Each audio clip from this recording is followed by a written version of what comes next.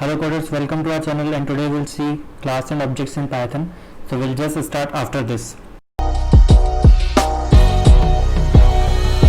So first of all, we need to create one class and then need to create some methods after constructor, and then you can create an object of that class and access this class by an object. So we'll just see how to do that. First we'll create one class which is a student, like this.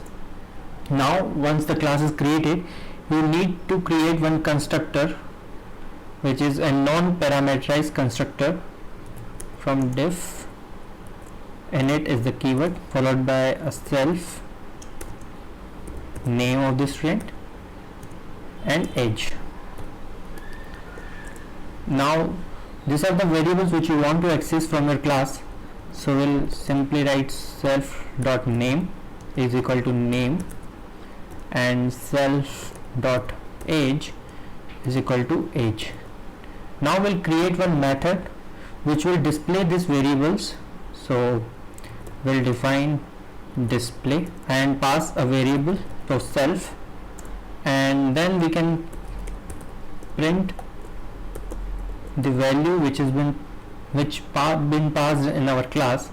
So we'll simply write the name of the student followed by self.name and self.age, like this. Now you can see that we created the class and its method. It's time to create one object now of the class, so we'll simply create one object. I'll write a name as obj is equal to our class name and pass two parameters here, which is name. I will pass my name and age. So the object is created. Now we can access this method by its object. So we'll write obj by dot operator. We'll call this method display.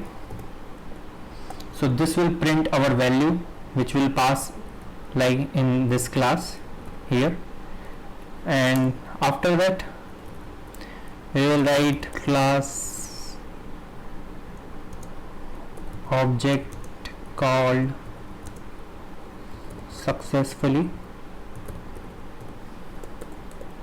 in double quotes, like this.